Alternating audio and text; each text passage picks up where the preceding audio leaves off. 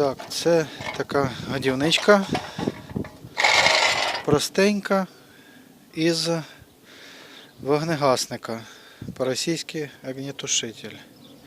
Вот. Такого добра повно на підприємствах валяється, в металолом здають.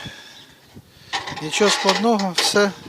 Ручки пішли на ніжки, от, приварені. Просто навпіл розрізано.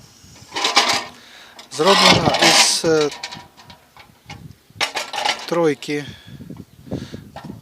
дроту, така зверху сітка, щоб птиця з ногами не залазила. От. І з того самого дроту скоби, от, в двох місцях, от, приварені. І така сітка, і закриває, щоб птиця не розгрібала, не залазила з ногами в коритце.